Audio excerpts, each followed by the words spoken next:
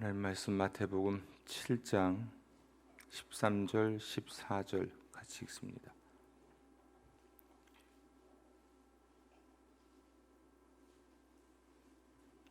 다 같이. 좁은 문으로 들어가라. 멸망으로 인도하는 문은 크고 그 길이 넓어 그리로 들어가는 자가 많고 생명으로 인도하는 문은 좁고 길이 협착하여 찾는 자가 적음이라. 아멘. 산상수훈을 설교하고 연구하는 분들은 13절부터 27절까지가 이제 산상수훈의 결론 부분이라고 이야기를 합니다. 지금까지 많은 이야기를 쭉 해오신 예수님께서 우리에게 선택을 요청하시는 말씀인 거죠.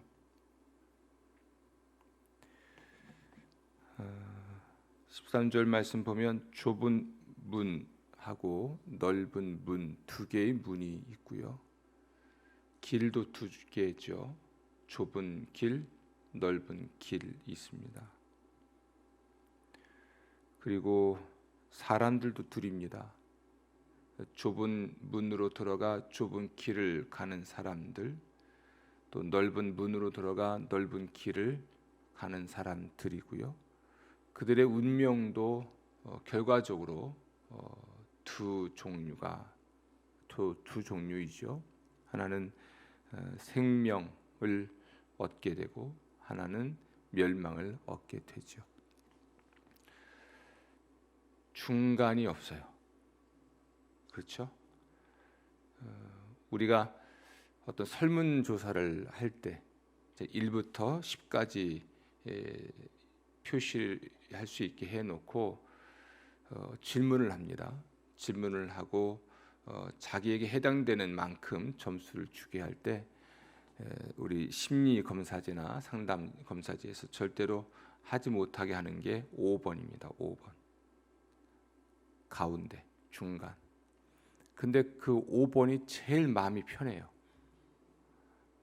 그렇죠? 5번이 제일 마음이 편합니다. 내가 6번을 하자니 오른쪽으로 치우친 것 같고 4번을 하자니 왼쪽으로 치우친 것 같고 그게 불편한 거예요. 내가 좀 이쪽으로 치우쳤나?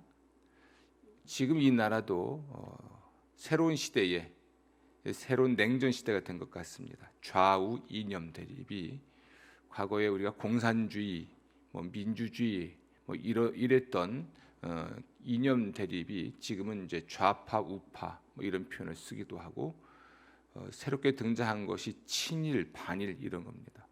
일본에 대해서 조금 우호적이면 다 친일이고 조금 비판하면 이제 또 이게 반일이 돼버리고 사람이 불편한 거예요. 내가 오른쪽으로 치우쳤나? 치우쳤다는 것 때문에 혹시 내가 편견을 가진 사람 아닐까? 이런 생각 때문에 또 왼쪽이면 좌파 쪽으로 기울었다고 해서 그것도 불편하고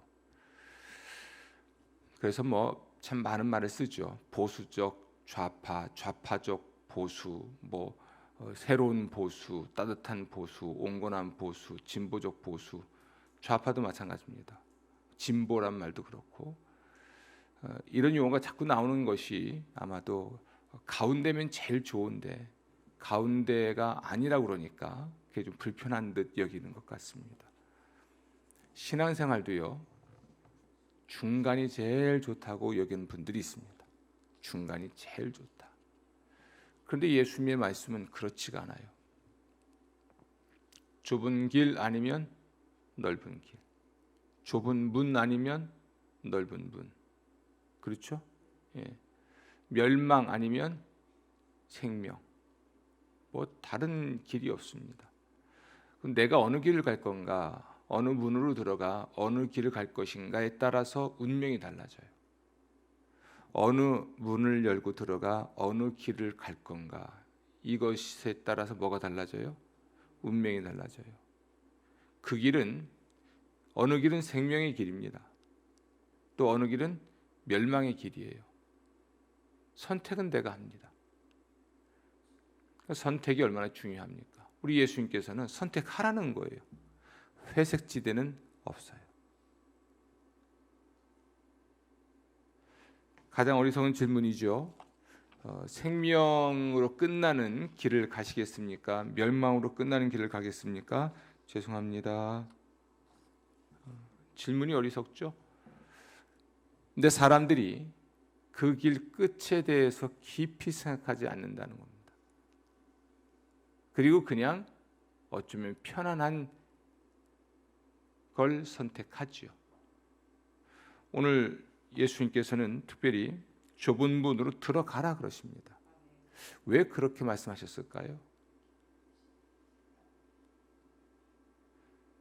좁은 길을 가라 또 그럽니다. 왜 자꾸 좁은 걸 강조하실까? 우리 그리스도인들은요, 그냥 두면, 아니 구태여 말하지 않아도 다 넓은 문 열고 넓은 길 가기 때문에 그래요. 좀 넓게 보면 우리 예수님께서는 그리스도인들이 소수가 될 것을 생각하신 걸까? 물론 그런 점도 있습니다. 하지만 우리 이 말씀은 신자와 불신자를 놓고 야, 너희들 선택해 어느 길을 갈 건지 이런 맥락보다는 예수님의 제자들을 앞에 두고 선택해라. 어느 길을 갈 것인지 선택해라. 라고 말씀을 하시는 거거든요. 따라서 일반적으로 우리 모든 그리스도인들은 그냥 두면 누구나 당연히 넓은 문을 열고 넓은 길을 가는 거죠. 오히려 좁은 문을 열고 좁은 길을 가는 사람이 적을 것을 예상하신 것 같아요. 근데 예수님의 예상은 늘 틀리지가 않죠.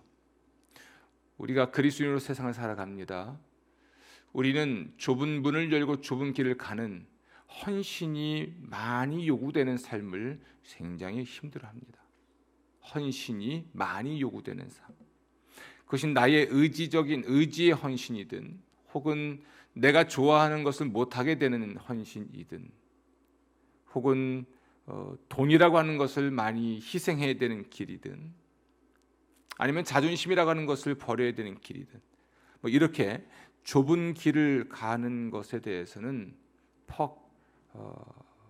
좋아하지 않을 수도 있고 불편할 수도 있기 때문에 그런 숫자가 적다고 말씀하신 것으로 보여요. 제가 어제도 우리 교회에서 내가 몇 년 목회했나를 세봤습니다. 그랬더니요, 저에게는 역대급이에요. 왜냐하면 저는 스스로 목회 임상을 위해서 3년 텀으로 교회들을 개척을 2번 하고 아주 깡촌에서 하고 시에서 안성시에서 하고 그러다가 이제 조직된 교회로 간다고 또 시골교회 농축교회 갔다가 부목사로 갔다가 장로가 있는 당회가 있는 곳으로 갔다가 또 이제 당회가 있는 곳으로 온 거잖아요. 이렇게 3년 텀으로 거의 돌았습니다. 부목도 3년 하고.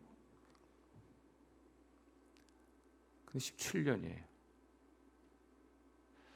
그 17년의 세월을 돌아보는 시간이 잠깐 있었습니다. 어제도. 그래서 우리 교우들을 생각했죠. 언제쯤 정상이 될까? 언제쯤? 여전히 주일날 예배를 못 나오는 분들이 최소한 3분의 1은 되는 것 같아요. 그렇죠? 온라인으로 예배를 드리는 분들이 있죠. 이해를 충분히 합니다. 그분들의 문제가 아니라 예배당에서 집단으로 모였던 것이 우리의 일상이었는데 이것이 지금 깨졌잖아요. 이게 언제쯤 회복될까? 이런 생각부터 시작해서 좀 고민이 조금 있습니다. 어떻게 해야 되나? 그러면서 그 시기마다 우리 교회에 주기가 있거든요. 그 시기마다 정말 눈물겹게 헌신하는 사람들 언제나 소수였습니다.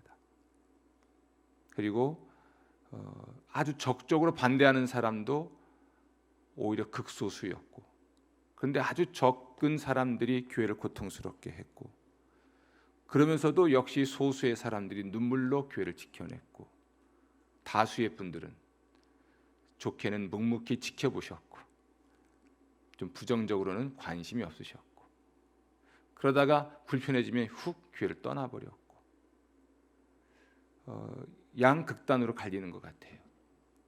그런데 주로 어떤 사람들이 교회에서는 주목을 받고 또는 편안하냐면 묵묵히 있는 분들이 편해요. 묵묵히.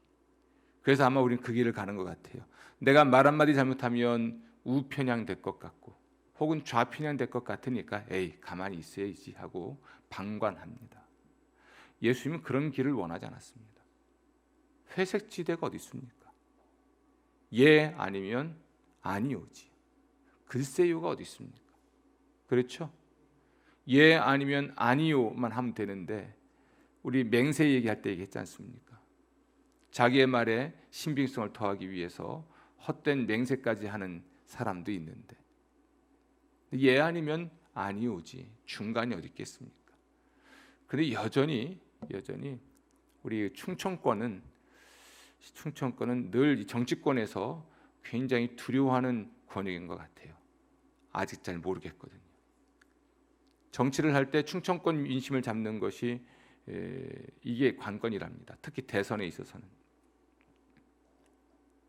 그게 좋은 건지 진리를 믿고 따르는 사람들에게 있어서는 사실은 중간이 회색지대가 불편해야 하고 고통스러워야 합니다. 그 중간에 서 있는 것이 잘하는 게 아니거든요. 그런데 제가 이제 여러분과 함께 요한계시록을 다뤄야 될 시점인 것 같아서 신중히 공부도 하고 있는데요. 요한계시록을 읽고 공부할수록 마지막 때에는 중도의 입장을 취할 수 없는 때가 온다. 믿을 건지 말 건지를 선택하라는 요청을 사탄으로부터 심지어 우리 주님으로부터 받게 될 것이다. 는 것이 분명합니다. 그때는 우리의 색깔이 분명해져야 합니다. 그런데 지금도 중간인데 그때가 되면 어떻게 될까 생각 좀 많이 해봅니다. 여러분은 어떤 영성을 가지고 있습니까? 옳고 그름의 문제에 있어서 진리의 문제에 있어서이니까 우리 주님 말씀하신 대로 선택하시기 바랍니다. 중간에 길이 있어요? 없습니다. 다른 길 없어요. 좁은 길 아니면 넓은 길, 좁은 문 아니면 넓은 문, 다른 문 없습니다.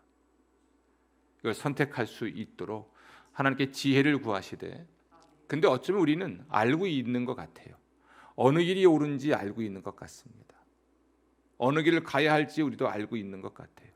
그런데 가려고 하지 않죠. 왜 그럴까? 잃을 것에 대한 두려움이 있을까요? 아니면 그 삶이 고될 것이라는 것 때문에 그럴까요? 우리는 알고 있는 그 길조차도 왜 가지 않는 걸까? 좀 마음속 깊이 생각하시면서 어떤 그리스도인으로 살아갈 것인지 새롭게 결단하시기를 주 여러분의 부탁을 드립니다. 아멘. 대체적으로 좁은 길 또는 좁은 문의 이곳은 하나님의 말씀이 비추는 길 또는 하나님의 말씀의 길이기 때문에 제약도 많고, 그렇죠? 하지 말라는 것도 많고 해야 할 것도 많아서 가기 힘들어하는 것 같습니다. 그러나 좁은 길이 생명으로 인도하는 길이기 때문에 그 길 끝은 우리에게 축복의 길인 까닭에 좀 가는 사람이 함께 하는 사람들이 적고, 그래서 그 길을 가기 어렵고 어쩌면 그 길을 찾는 게 어려워서 그래서 가는 사람이 적을지라도 여러분 그 길을 가서 주님의 생명을 누리고 주님의 복을 누리는 여러분 되시기를 주 여러분으로 부탁을 드립니다. 시편 1편도 그렇지 않습니까? 어떻게 시작하죠? 시편 1편이 복 있는 사람은 그러면서 악인의 길, 오만한 자의 자리, 악인의 꾀를 좇지 아니하며 죄인의 길, 악인의 꾀겠네요. 이렇게 얘기를 합니다. 그러면서 의인은 하나님이 또는 의인의 길은 하나님이 인정하시지만 악인들은 그렇지 않다. 말씀하시죠. 그러니까 성경은 항상 그렇게 얘기해요. 두 개의 길, 두 개의 문, 두 개의 삶을 우리에게 이야기하죠. 우리에게 주님께서는 좁은 길을 가라고 말씀하시면서 15절 말씀, 거짓 선지자들을 조심하라고 경계하십니다. 왜 그럴까요? 우리 주님께서는 거짓 선지자가 당연히 있을 것이라고 말씀하시는 거예요. 거짓 선지자입니다. 이 선지자는 지도자입니다. 좁은 길, 좁은 문, 넓은 길, 넓은 문, 생명의 길과 멸망의 길을 우리에게 선택하라고 주님 말씀하신 후에 조심해야 될 사람을 이야기합니다. 누굴 조심해야 돼요? 거짓 선지자를 조심해라. 선지자는 하나님께 말씀을 받아서 백성들에게 전달하는 사람이에요. 그러니까 하나님의 뜻을 전달하는 사람이죠. 좁은 길, 좁은 문, 그리고 생명의 길, 이 길로 안내하는 선지자가 있을 수 있고요. 오히려 멸망으로 인도하는 길로 안내하는 선지자가 있을 수 있습니다. 구약 시대에 거짓 선지자들, 가짜들의 특징은 하나님의 말씀이라고 말을 하지만 하나님께 받은 계시가 없이 자기 마음에서 우러나오는, 자기 마음에 생각되는 대로 말을 하는 선지자들입니다. 그 특징 중에 하나는 이 길로 가면 멸망할 것이 뻔한데 그 길로 안내하는 사람들, 괜찮다, 괜찮다 하는 사람들, 괜찮아요, 괜찮아, 괜찮아. 안전하지 않은데 안전하다 하고, 평안하지 아니한데 평안하다 하고, 좋은 게 아닌데 좋다고 하는 사람들. 그래서 백성들이 듣고 싶은 이야기만 떠드는 선지자입니다. 나라가 외세의 침략에 의해서 위태로워졌다고 하자고요.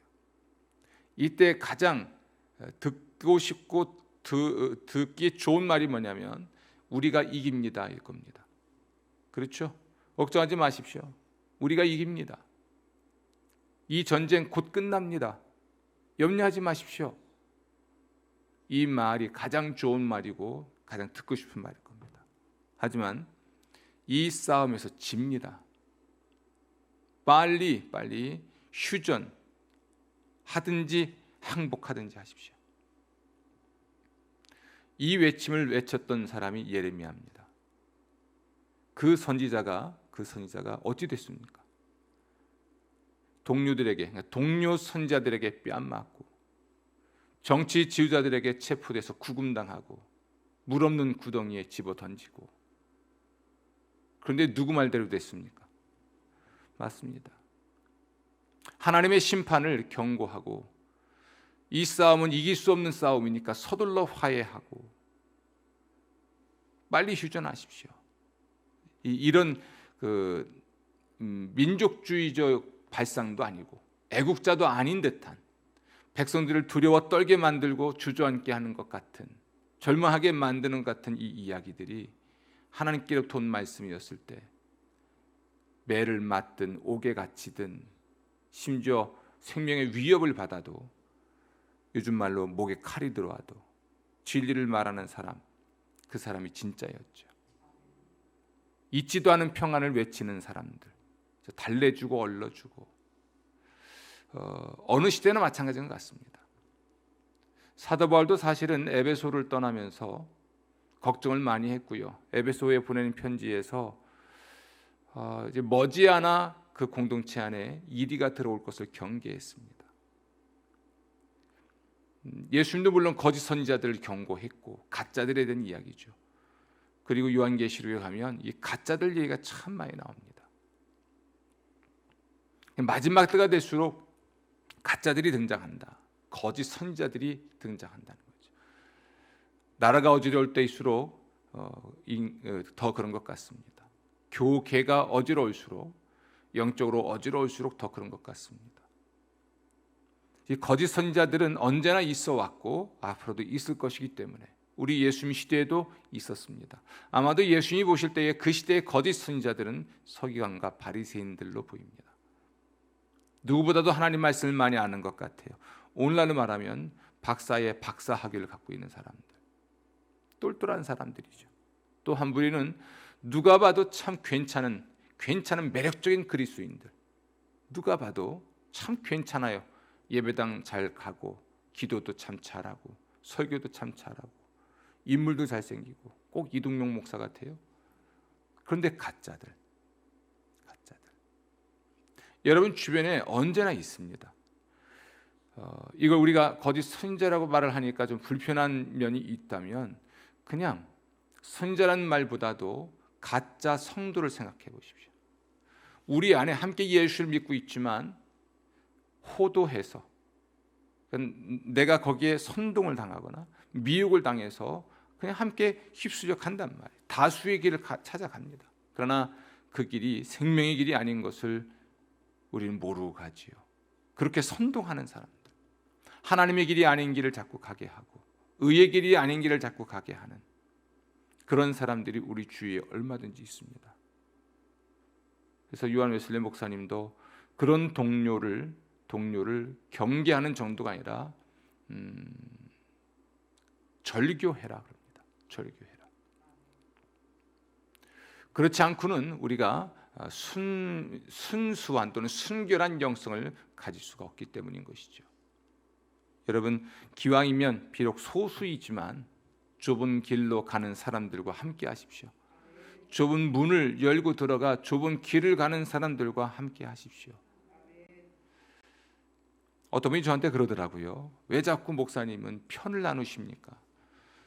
오늘 말씀을 읽어보면서 우리 예수님도 편을 나누신 것 같아요. 좁은 길 갈래, 넓은 길 갈래. 이 길 가는 사람이 있고 저 길 가는 사람이 있는데 너 어느 길 갈래? 이렇게 묻잖아요, 그렇죠? 그렇죠. 그럼 예수님도 편가르게 하는 분인가? 맞죠? 편가르게 하시죠. 그렇게 보면 생명의 길을 가겠습니까? 멸망의 길을 가겠습니까?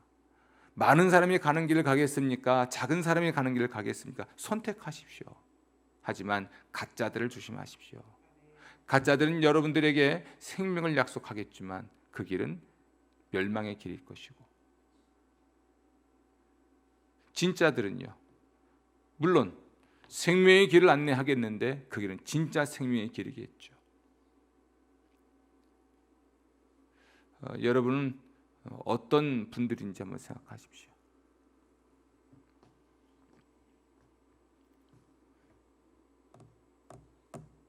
거짓 선지자를 설명하면서 우리 예수님께서는 이리를 이야기하잖아요. 이리의 문제가 뭡니까? 교묘한 겁니다. 그러나 결과적으로 굉장히 잔인하죠. 왜 교묘합니까? 양의 옷을 입고 오니까 양인 것 같죠. 양의 옷을 입고 있으니까 양인 것 같죠. 그러니까 위험한 거예요.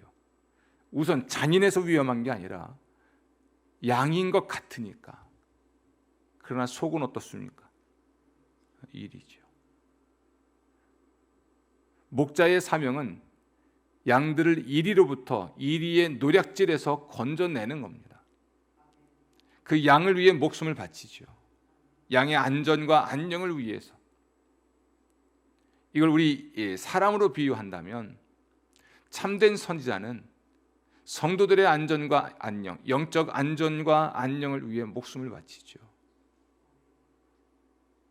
행역 공동체 안에 있는 이런 이리 같은 거짓 선지자들로 인해서, 가짜들에 의해서 그들의 호도당해서 멸망의 길을 마치 의의 길인 양, 생명의 길인 양 가고 있을 때 방법이 없습니다. 가짜 잡아서 죽여야 됩니다. 실제로 호주와 그리고 실제로 이스라엘에서 양을 치는 경험을 하고 책을 쓴 분이 그런 글을 남겼어요. 목자가 할 수 있는 마지막 선택은 양을 죽이는 것이다. 그 왜 그런가 봤더니 그 양을 그대로 두면 다른 양이 함께 죽어요. 양들은 눈이 어둡습니다. 의심도 많습니다. 그래서 선도하는 양의 그 엉덩이에 머리를 박고 그냥 가는 거죠. 선도하는 양이 그렇게 중요한 거예요. 그래서 목자들이 선도하는 양만 잘 인솔하면 이 양들이 주르륵 따라간다고 하죠. 그런데 이 선도하는 양이 혹은 선도는 하지 않아도 양무리를 어지럽히는 양이 있을 때 늘 애써서 돌보고 가르치고 노력은 하겠죠, 끝까지. 그러나 결정적인 순간은 어찌해야 됩니까? 죽여야 하는 겁니다. 이것을 우리에게 표현하기를 교회가 치리해야 된다고 표현을 합니다. 정체를 밝히고 드러내서 쫓아야 된다. 그러지 않고는 이 양들이 다 죽으니까. 좀 불편한 이야기죠. 그런데 우리 주님께서는 우리에게 중간은 없으니까 반드시 어느 곳이든 어느 길이든 선택할 것을 요청하시고, 이 일을 위해서 주의해야 될 것이 거짓 선지자임을 밝히고 있습니다. 참 무서운 이야기입니다. 그리고 거짓 선지자는 양 가운데 있고 양의 탈을 쓰고 있어서 양들이 모릅니다. 양들이 알아야 되는데, 양들이 그들을 추출해내야 되는데 그러질 못하죠. 그러니까 위험한 거예요. 우선은 위험합니다. 가짜인데 진짜에 행세하니까 사도 바울의 표현에 의하면 광명의 천사로 가장하여 공동체 안에 있으니까 광명의 천사 같거든요. 그런 사람일수록 교양이 있고 세련되고 괜찮습니다. 그러나 속은요, 일이죠. 우리 주님께서는 이런 거짓 선지자들을 뭐하라? 삼가라 그랬습니다. 삼가라. 시대가 혼란스럽습니다. 참 어지럽죠. 어지럽습니다. 영적으로도 굉장히 혼란스럽고 위기에 처한 시대로 보입니다. 여러분들이 선택을 해야 될 기로에 서 있고요. 그 선택이 여러분의 운명을 바꿔놓을 것입니다. 다행히 여러분은 양의 무늬로 일컬어지는 예수 그리스도를 통해서 생명의 길로 들어선 사람들이죠. 넓게 보면 그렇습니다. 넓게 보면 예수님이 문이잖아요. 천국 문이십니다. 그 예수를 믿는 믿음으로 들어섰어요. 넓게 일반적으로 보면 이미 이 세계 안에는 예수를 믿는 사람들이 소수이기 때문에 어쨌든 그 좁은 길로 들어선 것이죠. 그리고 그 좁은 길에서도 또한 더 좁은 길이 있습니다. 하나님의 뜻을 따르고 순종하는 길이겠죠. 지금까지 이야기를 보면 복이 있는 사람, 심령이 가난한 자는 복이 있나니 이렇게 시작됐던 팔복, 그렇죠? 이렇게 인격, 예수의 인격, 성품을 가지게 되는 삶, 그리고 하나님의 말씀, 하나님의 율법에 있어서 특히 내면의 거룩함, 또 의도의 순수성, 개인적인 영성, 공적 영역에서의 영적인 삶, 이 모든 것에 가장 중요한 척도가 되는 하나님의 말씀의 길을 가는 그러한 사람도 있다는 이야기죠. 넓게는 예수 믿고 구원받은 사람이 있고 그 길이 이미 좁은 길이고, 좀 더 좁히면 그 길을 가는 사람들 중에서도 더 좁은 길을 가는 사람들, 아마 예수님이 그 부분을 염두에 두지 않은가 싶습니다. 이런 그 영적인 소수, 순결한 소수, 그러한 여러분들 되셔서 여러분도 살고 교회도 살리고 세상도 살리는 하나님의 종들이 다 되시기를 주의 이름으로 축원합니다. 우리 예수님이 이것을 우리에게 알려주시기 위해서 아주 이해하기 쉬운 또 한 가지 비유를 가져오시는데, 그 나무와 열매의 문제입니다. 나무를 보면 뭘 알 수 있냐면 열매를 알 수 있습니다. 이 나무가 복숭아 나무면 복숭아 열매를 맺겠죠. 당연하죠. 나무를 보면 뭘 알아요? 열매를 아는 사람이 있어요. 우리 같은 사람은 열매를 봐야 나무를 알아요. 그렇죠? 그런데 주님은 또 한 가지 말씀하십니다. 열매를 보고 그 나무를 알 수 있다. 고수는 나무를 보고도 금방 열매를 압니다. 그러니까 이게 어떤 종류의 나무인지를 분간할 수 있어야 되고요. 또 하나는 어떤 성질의 나무인지도 알아야 돼요. 이 좋은 나무인지 나쁜 나무인지. 나무가 좋으면 열매도 좋지요. 나무가 좋으면 열매도 좋습니다. 그러니까 우리 과수 농사를 짓는 분들이 토양에 신경 쓰는 겁니다. 나무를 잘 관리하는 거죠. 누구보다도 일찍부터 전지한다 그러죠. 나무 가지치기를 해놓고, 그리고 이 나무가 꽃이 피길 기대하고. 전에 저희 선친께서 복숭아 농사 지을 때 힘들어했던 것이 황소독이에요. 유황을 가지고 소독을 합니다. 나무를. 아마 벌레가 생기지 않게 하기 위함인가요? 아니면 병에 견디게 하기 위함인가? 참 어려워했습니다. 여러분, 집을 사더라도 과수원 옆에는 사지 말라고 하잖아요. 왜 그렇습니까?